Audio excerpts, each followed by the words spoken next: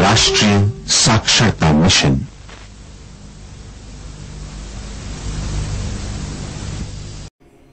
नमस्कार छात्रों, मैं आरिफ पाशा, श्री एल सिद्धप्पा स्मारक माध्यमिक पाठशाला मुतुगुरु शिक्षा की राह पर हमारे कदम चैनल पर आप सबका फिर से स्वागत है। आज मैं आपके सामने जो पिछले वीडियो में क्या पढ़ रहे थे हम, वीरांगना चन्नम्मा जो संकलित पाठ था उसका आधा भाग हमने देखा, तो उसका और आधा जो भाग है मैं आपके लिए आपको प्रस्तुत करने के लिए यहाँ पे आया हूँ। तो देखते हैं कि मैंने जो पिछली वीडियो में बताया था उससे संबंधित कुछ प्रश्न पूछूंगा। तो पहले बताइए, चन्नम्मा जो शब्द है इसका अर्थ क्या है? चन्नम्मा शब्द का अर्थ क्या है? हाँ, चन्नम्मा शब्द का अर्थ है सुंदर महिला। क्या है? सुंदर महिला उस शब्द का अर्थ है। और चन्नम्मा जी कौन कौन सी युद्ध कलाओं को सीखे थे? कौन कौन सी युद्ध कलाओं को उन्होंने सीखा था? कौन कौन सी थी वो? घुड़सवारी, हाँ, शस्त्रास्त्र अभ्यास, हाँ, और आखेट। आखेट का अर्थ क्या बताया था मैंने? शिकार, है ना। आखेट का अर्थ क्या है? शिकार। ऐसे कलाओं को, ऐसी कलाओं को उन्होंने सीखा था। और उनके जंगम गुरु से उन्होंने कौन कौन सी भाषाएं सीखी थी? हाँ, अपने जंगम गुरु से उन्होंने कौन कौन सी भाषाएं सीखी थी? बिल्कुल, हाँ, सही है, बताओ क्या है वो? उर्दू, मराठी और एक संस्कृत। हाँ, उर्दू, मराठी, संस्कृत, इन तीन भाषाओं को उन्होंने अध्ययन किया था। इन तीन भाषाओं का उन्होंने अध्ययन अपने जंगम गुरु से किया था, है ना। चन्नम्मा जी का विवाह किससे हुआ? चन्नम्मा जी का विवाह राजा मल्लसर्ज से, राजा मल्लसर्ज से उनका विवाह हुआ। अच्छा बच्चों, बहुत अच्छा, आप लोगों ने जो प्रश्न मैंने पूछा उसका सटीक आपने जवाब दिया, बहुत बढ़िया। अब देखते हैं कि इसका जो अगला भाग है उसको देखने से पहले और कुछ नए शब्द इस अगले भाग में हैं, उनको मैं अब यहाँ पे बताऊंगा शब्दार्थ के रूप में। नए शब्दों का अर्थ बता रहा हूँ शब्दार्थ में।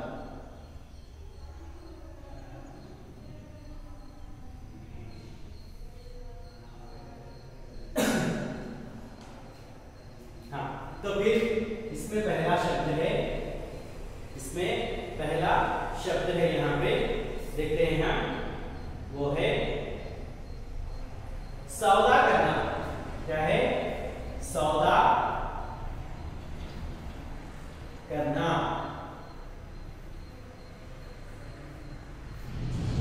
सौदा करना यानी कि लेन देन का व्यापार, लेन देन, लेन देन का, लेन देन का व्यापार। ಕೊಡು ತೆಗೆದುಕೊಳ್ಳತಕ್ಕಂತಹ ಒಂದು ವ್ಯಾಪಾರವನ್ನು ನಾವೇನು ಹೇಳ್ತೇವೆ? ಸೌದಾ करना ಅಂತ ಹೇಳಿ ಹೇಳ್ತೇವೆ। दूसरा जड़ खोदना, जड़ खोदना,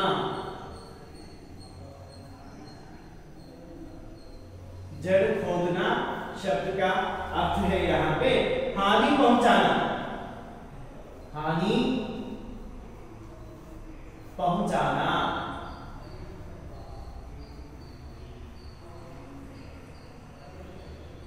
हाँ, हानि है ना वो दुष्ट करता है। फिर तीसरा हानि है ना उनको मारता करता है। तीसरा जो शब्द है यहाँ पे जो दिया गया है वो है सौंपना। क्या है वो? सौंपना।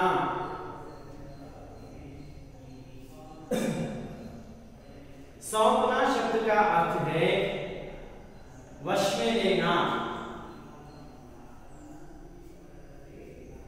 वश में लेना, ವಶದಲ್ಲಿ ತೆಗೆದುಕೊಳ್ಳುವಂತದ್ದು, ವಶದಲ್ಲಿ ತೆಗೆದುಕೊಳ್ಳುವಂತಹದ್ದು। फिर चौथा शब्द है हाँ भेद। भेद यानी कि रहस्य। भेद का अर्थ क्या है? रहस्य। भेद ಅಂತಂದ್ರೆ ಏನಿಲ್ಲಿ रहस्य। भरसक, पांचवा क्या है? भरसक। भरसक लगातार। भरसक का अर्थ क्या है? लगातार यानी कि निरंतर। कन्नड़ में भी हम क्या बोलते हैं इसको? निरंतरा। फिर छठा शब्द है, छठा शब्द जो है यहाँ पे हाँ फटकार। क्या है वो? फटकार। हाँ फटकार का अर्थ यहाँ पे डांट, डांटना। डांट, डांट का मतलब गदस्त करता है दो। फिर सातवां है खतरा। खतरा, खतरा का अर्थ है यहाँ पे अपाय। कन्नड़ में भी अपाया बोलते हैं, अपाय है ना, विपत्ति। फिर आठवां शब्द है चाल। आठवां शब्द क्या है? चाल। चाल का अर्थ है यहाँ पे आचरण, चलन। आचरण, आचरण या चलन, नड़े है ना। चलन का अर्थ क्या है? नड़े। नवा शब्द है, नवा शब्द जो दिया गया है यहाँ पे वो है ललकारना। क्या है वो? ललकारना। ललकारना, ललकारना शब्द का अर्थ है यहाँ पे युद्ध के लिए आह्वान। युद्ध के लिए,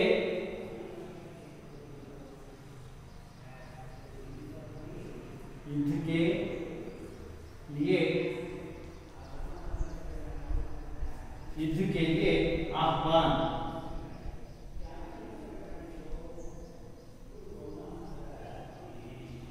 युद्ध के लिए आह्वान देना, युद्ध के आह्वान होना नेत्र करते हैं। तो फिर 10वां है सपूत। सपूत यानी कि पुत्र। सपूत अंतर्गत पुत्र। तो ये रहे यहाँ पे आने वाले कुछ शब्द जो थे उन्हें मैं बताया। सौदा करना का अर्थ है लेन देन का व्यापार। ಕೊಡು ತೆಗೆದುಕೊಳ್ಳತಕ್ಕಂತಹ ಒಂದು ವ್ಯಾಪಾರವನ್ನ ನಾವು ಸೌದಾ करना ಅಂತ ಹೇಳ್ತೇವೆ। जड़ खोदना यानी कि हानि पहुंचाना। जड़ खोदना ಅಂತಂದ್ರೇನು? हानि पहुंचाना, हानिಯನ್ನು ಉಂಟು ಮಾಡತಕ್ಕಂತಹದ್ದು। फिर सौंपना का अर्थ है वश में लेना। सौंपना ಅಂದ್ರೆ ತನ್ನ ವಶದಲ್ಲಿ ತೆಗೆದುಕೊಳ್ಳತಕ್ಕಂತಹದ್ದು। भेद का अर्थ है रहस्य। कन्नड़ में भी रहस्य बोलते हैं। भरसक लगातार, निरंतर। फिर फटकार का अर्थ है डांट। फटकार का अर्थ क्या है? डांटना, गदरिस्त करना है। हाँ खतरा उपाय। कन्नड़ में भी उपाय बोलते हैं। खतरा सॉरी अपाय, कन्नड़ದಲ್ಲಿ ಕೂಡ ನಾವು ಅಪಾಯ ಅಂತ ಹೇಳ್ತೇವೆ। चाल का अर्थ है आचरण या चलन। चाल का अर्थ क्या है? आचरण या चलन ಅಂತಂದ್ರೆ ನಡೆ ಅಂತ ಹೇಳಿ। फिर ललकारना युद्ध के लिए आह्वान। युद्धಕ್ಕೋಸ್ಕರ ಆಹ್ವಾನವನ್ನು ನೀಡತಕ್ಕಂತಹದ್ದನ್ನೇ ललकारना ಅಂತ ಹೇಳಿ ಹೇಳ್ತೇವೆ। सपूत का अर्थ है पुत्र। सपूत का अर्थ क्या है? पुत्र। तो फिर ये शब्द आप लोगों ने यहाँ पे देखा। अब मैं पाठ को पढ़ता हूं, आप अपनी किताबों में देख लीजिएगा।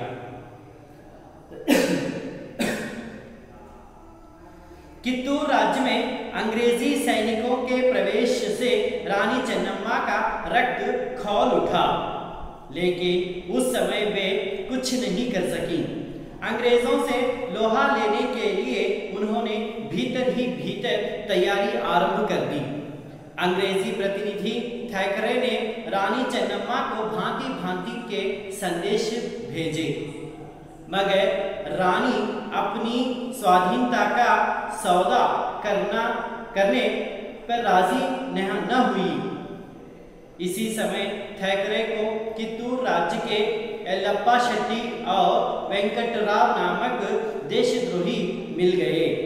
वे कित्तूर का नमक खाकर कित्तूर की जड़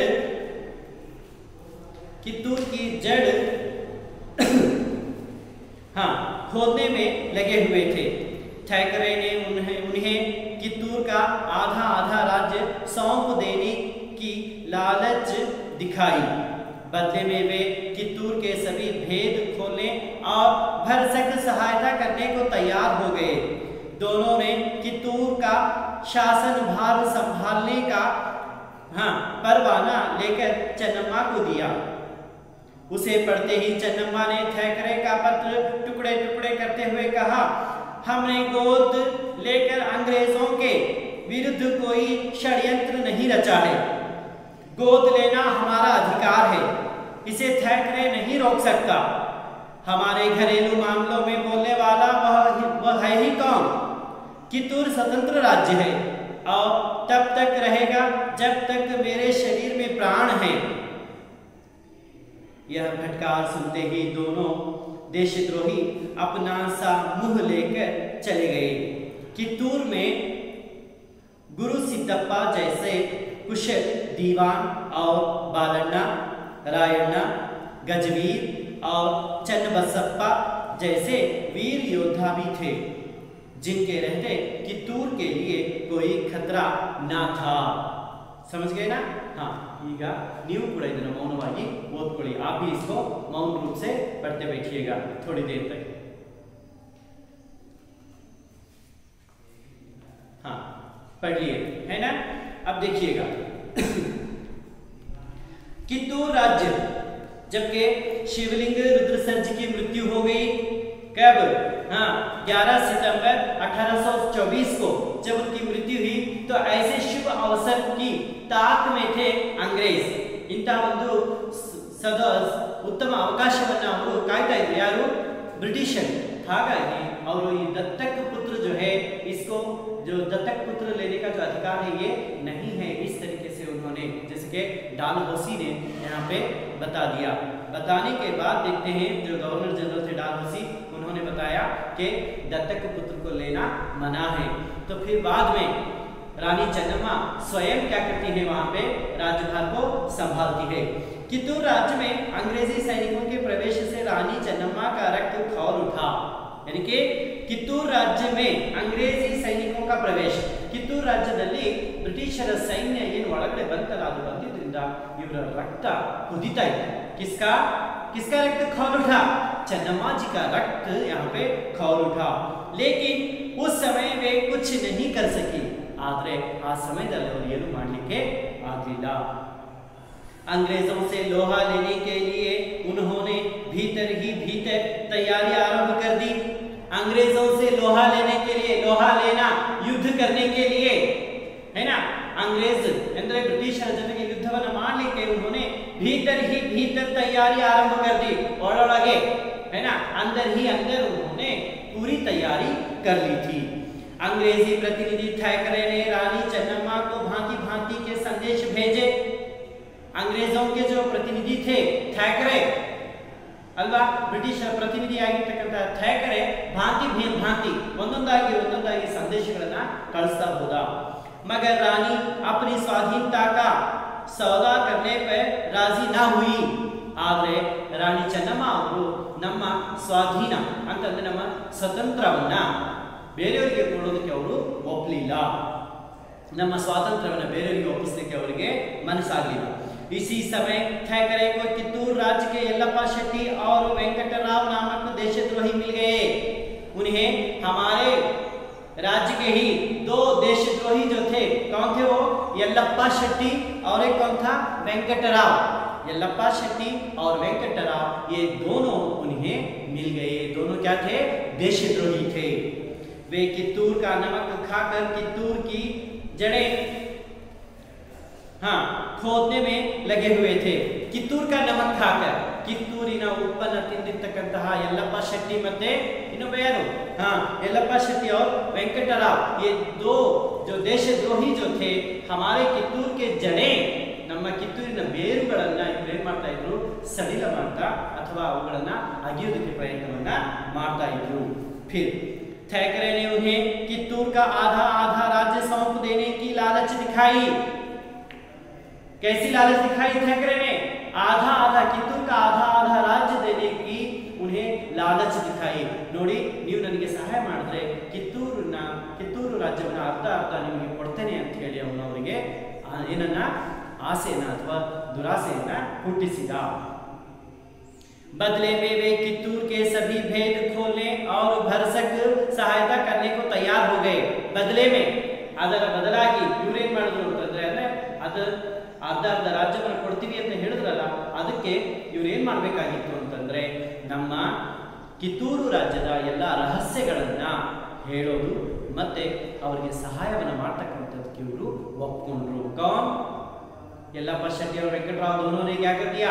ये देशद्रोही जो थे, पैसों की लालच में या राज्य के लालच में आकर इन्होंने हमारे कित्तूर राज्य के रहस्य और उनको सहायता कर रहस्य को खोलना और उनकी सहायता करने के लिए ये तैयार हो गए। दोनों ने कित्तूर का शासन भार संभालने का परवाना लेकर चन्नम्मा को दिया। अंदर कित्तूर का जो शासन भार संभालने का जो परवाना था, वो उन्होंने किसको ले जाकर दिया? चन्नम्मा को दे दिया। चन्नम्मा ಅವರಿಗೆ ಅದನ್ನು ತಗೊಂಡೋಗಿ ಕೊಡ್ತಾರೆ। उसे पढ़ते ही चन्नम्मा ने थैकरे का पत्र टुकड़े टुकड़े करते हुए कहा। ಅದನ್ನು ಓದ್ತಾ ಹೋಗ್ತಾನೆ चन्नम्मा ಏನ್ ಮಾಡಿದ್ರು? वो जो पत्र था उसको टुकड़े टुकड़े कर दिया, उसको फाड़ दिया, है ना? टुकड़े टुकड़े करके कहती है, हमने गोद लेकर अंग्रेजों के विरुद्ध कोई षड्यंत्र नहीं रचा है। ನಾವು ಮಗುವನ್ನ ದತ್ತು ತಗೊಂಡು ಬ್ರಿಟಿಷರ ವಿರುದ್ಧ ಯಾವುದೇ ಒಂದು ಷಡ್ಯಂತ್ರವನ್ನು ನಾವು ಮಾಡಿಲ್ಲ। गोद लेना हमारा अधिकार है, ಅಂದ್ರೆ ದತ್ತುವನ್ನ ತೆಗೆದುಕೊಳ್ಳತಕ್ಕಂತಹದ್ದು ಅದು ನಮ್ಮ ಅಧಿಕಾರ। इसे थैकरे नहीं रोक सकता, ಇದನ್ನ थैकरे ನಿಲ್ಲಿಸಲಿಕ್ಕೆ ಸಾಧ್ಯವಿಲ್ಲ। हमारे घरेलू मामलों में बोलने वाला वह है ही कौन? ನಮ್ಮ ಮನೆಯ ಮಾತುಗಳಲ್ಲಿ ಅಥವಾ ನಮ್ಮ ರಾಜ್ಯದ ಮಾತುಗಳಲ್ಲಿ ಅವನು ಒಳಗಡೆ ಪ್ರವೇಶ ಮಾಡಲಿಕ್ಕೆ ಅವನಿಗೆ ಏನು ಹಕ್ಕಿದೆ? ಅವನು ಯಾರು ಅಂತ ಹೇಳಿ ಕೇಳ್ತಾರೆ। कित्तूर स्वतंत्र राज्य है। कित्तूर कैसा राज्य है? कित्तूर स्वतंत्र राज्य है और तब तक रहेगा जब तक मेरे शरीर में प्राण है। ಎಲ್ಲಿಯ ತನಕ ಈ ಕಿತ್ತೂರು ಸಂಸ್ಥಾನ ಅಥವಾ ರಾಜ್ಯ ಅಂತಕ್ಕಂತಹದ್ದು ಸ್ವತಂತ್ರವಾಗಿರುತ್ತೆ, ಎಲ್ಲಿಯವರೆಗೆ ನನ್ನ ಶರೀರದಲ್ಲಿ ಪ್ರಾಣವಿದೆಯೋ ಅಲ್ಲಿವರೆಗೆ ಅದು ಸ್ವತಂತ್ರವಾಗಿಯೇ ಇರುತ್ತೆ ಅಂತಕ್ಕಂತಹ ಮಾತನ್ನು ಅವರು ಹೇಳ್ತಾರೆ। इस तरीके से उन्होंने कहा कित्तूर जो है, कित्तूर राज्य जब तक स्वतंत्र रहेगा जब तक मेरे शरीर में प्राण है। इस तरीके से रानी चन्नम्मा जी यहाँ पे कहती हैं। यह फटकार सुनते ही दोनों देशद्रोही अपना सा मुंह लेकर चले गए। यह फटकार सुनते ही, जो इन्होंने कहा, चन्नम्मा जी की बातें सुनकर दोनों अपना मुंह काला करके वहां से चले गए। इब्रू ಕೂಡ ಅಲ್ಲಿಂದ ಹೊರಟು ಹೋದ್ರು। कित्तूर में गुरु सिद्धप्पा जैसे कुशल दीवान और बालण्णा, रायण्णा, गजवीर और चन्नबसप्पा जैसे वीर योद्धा भी थे। ಕೇವಲ ದೇಶದ್ರೋಹಿಗಳೇ ನಮ್ಮಲ್ಲಿರಲಿಲ್ಲ, ತುಂಬಾ ಚಾಣಾಕ್ಷರಾಗಿರ್ತಕ್ಕಂತಹ ದೇಶ ಪ್ರೇಮವನ್ನು ಉಳ್ಳಂತಹ ಕೆಲವರು ನಮ್ಮಲ್ಲಿ ಇದ್ರು। ಗುರು ಸಿದ್ದಪ್ಪ ಜೈಸೆ ಕುಶಲ್ ದಿವಾನ್, ಅಂದ್ರೆ ಗುರು ಸಿದ್ದಪ್ಪ ಅವರಂತಹ ಒಬ್ಬ ಕುಶಲ ದಿವಾನರು, और ಬಾಲಣ್ಣ, ರಾಯಣ್ಣ, ಗಜವೀರ್, ಚನ್ನಬಸಪ್ಪ ಜೈಸೆ ಯೋಧ भी हमारे यहाँ थे। ಇಂತಹ ಯೋಧರು ಕೂಡ ನಮ್ಮಲ್ಲಿ ಇದ್ರು। जिनके रहते कित्तूर के लिए कोई खतरा न था। ಇಂಥವ್ರು ಇರೋ ತನಕ ನಮಗೆ ನಮ್ಮ ಕಿತ್ತೂರಿಗೆ ಯಾವುದೇ ರೀತಿಯ ಒಂದು ತೊಂದರೆ ಆಗೋದಿಲ್ಲ ಅಂತಕ್ಕಂತಹದ್ದು ಇಲ್ಲಿ ನಮಗೆ ಮನವರಿಕೆ ಆಗುತ್ತೆ। समझ गए ना? तो फिर यहाँ तक हम इस वीडियो को रोकते हैं और इसका जो अगला भाग है फिर हम अगले वीडियो में देखेंगे। अब मैं इस पार्ट में जो आज हमने यहाँ पे पढ़ा उससे संबंधित जो व्याकरण के अंश हैं उसे मैं यहाँ पे बताने का प्रयास कर रहा हूँ। जैसे कि इसमें है मुहावरों का अर्थ। क्या है? मुहावरे।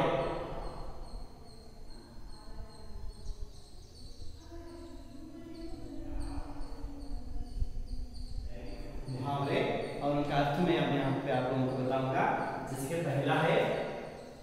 पहला जो मुहावरा है यहाँ पे वो दिया गया है, नाकों चने चबाना। नाकों चने चबाना। एक है।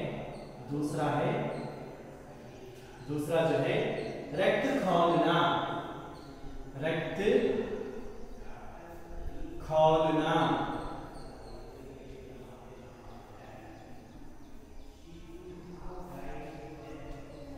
तीसरा जो है लोहा लेना। क्या है वो? लोहा लेना। लोहा लेना। चौथा है अपना सा मुंह लेकर चले जाना। अपना सा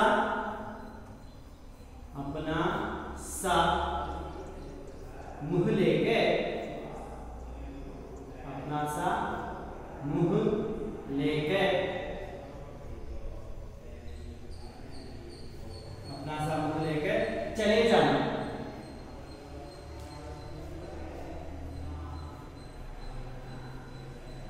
चले जाना। पांचवा है प्राणों की बाजी लगाना। प्राणों की बाजी लगाना।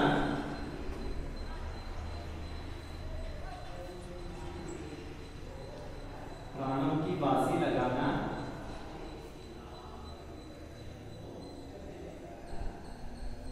छठा है काम तमाम करना। काम तमाम करना।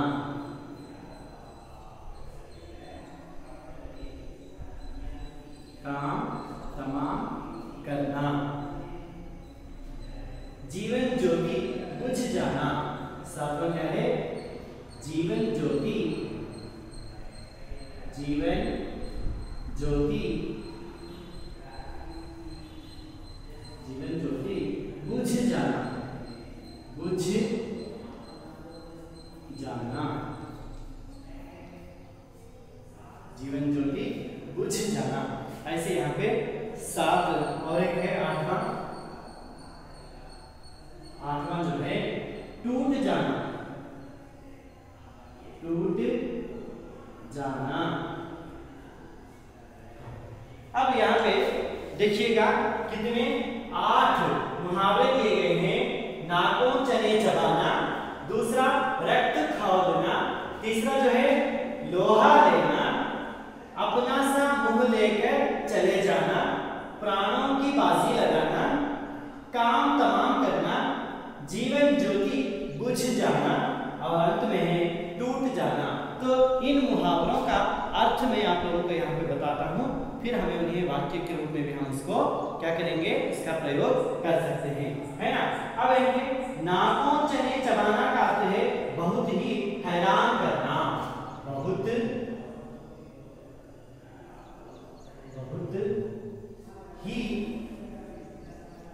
बहुत ही हैरान करना। हैरान करना। विभ्रांत करना की मात्रा करते हैं, है ना। फिर दूसरा क्या है? रक्त खौलना, यानी कि अत्यधिक क्रोधित होना।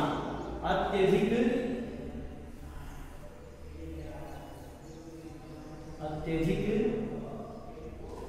क्रोधित होना।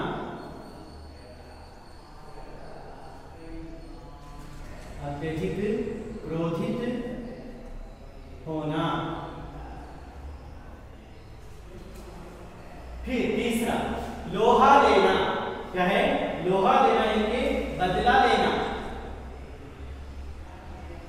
बदला लेना।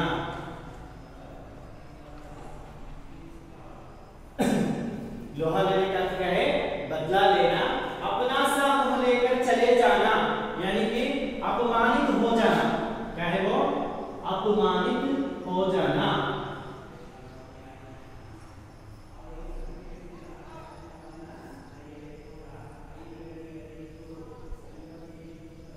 अपमानित हो जाना। फिर प्राणों की बाजी लगाना। प्राणों की बाजी लगाना, जान पर खेलना। जान पर खेलना, माफ कीजिएगा, जान पर खेलना।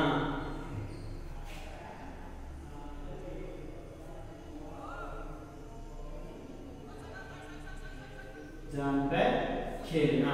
अगला शब्द क्या है? अगला जो मुहावरा, काम तमाम करना। काम तमाम करना का अर्थ है यहाँ पे खत्म करना। परिवर्तन करना, खत्म करना,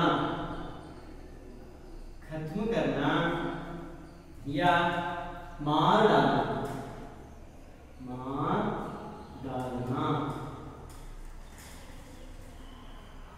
मार डालना। जीवन ज्योति बुझ जाना। जीवन ज्योति बुझ जाना, इसका अर्थ है यहाँ पे देहांत होना। क्या है वो? देहांत होना। देहांत होना। और एक अर्थ है यहाँ पे मर जाना, सत्य हो, मर जाना। अब अंत में बचा टूट जाना। टूट जाने का अर्थ है आक्रमण करना। टूट जाना नहीं है, माफ कीजिएगा, टूट पड़ना नहीं, टूट पड़ना है ना, टूट पड़ना, टूट पड़ना। और इसका अर्थ क्या है यहाँ पे? आक्रमण करना। क्या है वो? आक्रमण,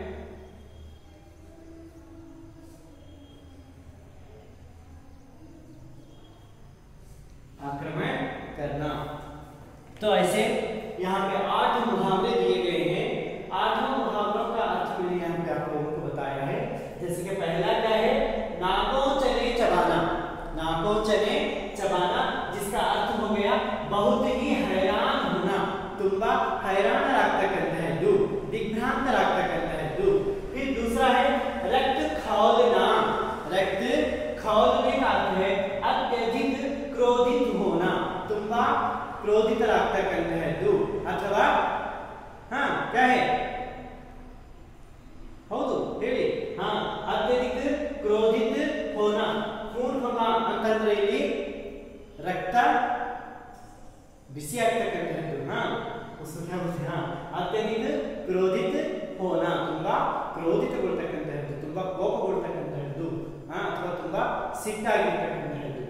लोहा लेना, यानी कि उसका अर्थ है बदला लेना, ಅಂದ್ರೆ ಸೇಡನ್ನ ತೀರಿಸಿಕೊಳ್ಳತಕ್ಕಂಥದ್ದು। और है यहाँ पे अपना मुंह, अपना सा मुंह लेकर चले जाना। अपना सा मुंह लेकर चले जाने का अर्थ यह है यहाँ पे अपमानित हो जाना, अवमानिता रागता करता है दू। फिर प्राणों की बाजी लगाना। प्राणों की बाजी लगाना, इस मुहावरे का अर्थ है जान पर खेलना। ಅಂದ್ರೆ हाँ, ಪ್ರಾಣದ ಜೊತೆಗೆ ಜೂಜಾಟವನ್ನ ಆಡ್ತಕ್ಕಂಥದ್ದು, ಪ್ರಾಣದ ಜೊತೆಗೆ ಹೋರಾಟವನ್ನ ಮಾಡ್ತಕ್ಕಂಥದ್ದು। काम तमाम करना। काम तमाम करना यानी कि खत्म करना, मुगिसी बिडोದು, मुगिसी बिडतಕ್ಕಂಥದ್ದು, यानी कि मार डालना, साइसी बिडोದು है ना। और जीवन ज्योति बुझ जाना।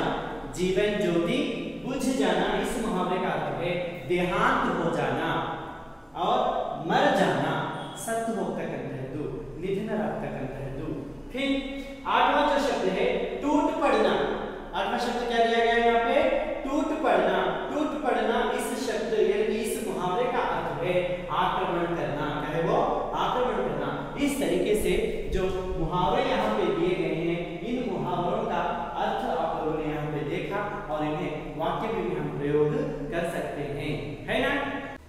तो फिर आप लोगों ने मुहावरों के जो अर्थ थे उनको जान लिया। अब मैं आप लोगों को गृह कार्य के रूप में कुछ कार्य देता हूं, उसको क्या करना है, आपको ठीक से लिख कर लाना है। जैसे कि गृह कार्य में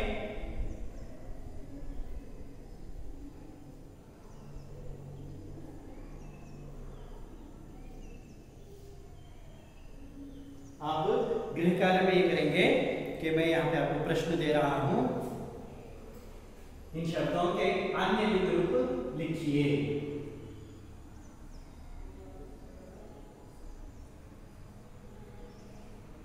इन शब्दों के अन्य लिंग रूप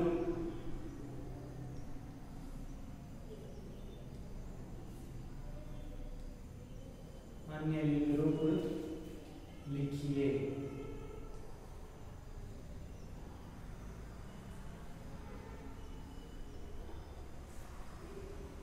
हाँ, वो शब्द हैं, मैं एक एक करके यहाँ पे लिखता हूँ। आप क्या करेंगे, जो मैंने इसको पहले ही बता चुका हूँ मैं, लेकिन आपको सोच कर लिखना है। जैसे कि पहला जो है कवि, कवि जो शब्द है इसके लिए आप क्या करेंगे, अन्य लिंग रूप लिखेंगे। और दूसरा है, दूसरा जो शब्द है लेखक,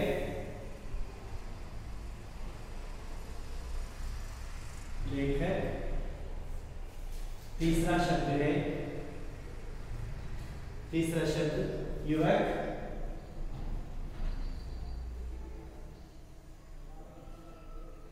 युवक। चौथा है, चौथा जो शब्द है बालक,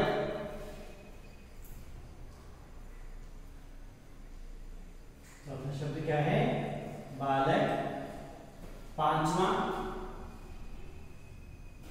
पांचवा जो शब्द है मोर।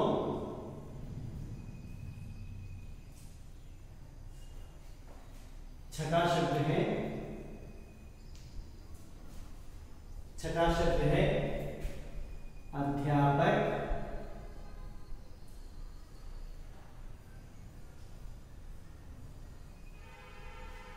अध्यापक। और सातवां है छात्र।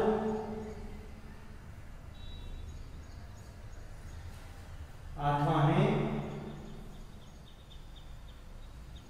माता।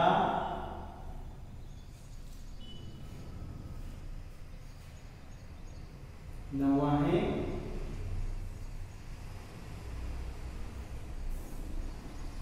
नाना।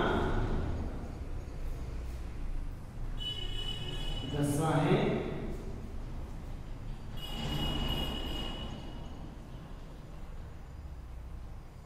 मौसी। 11वां है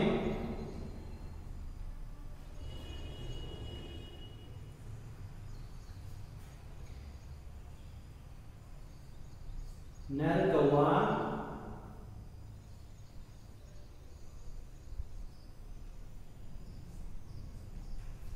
12वां बाघ।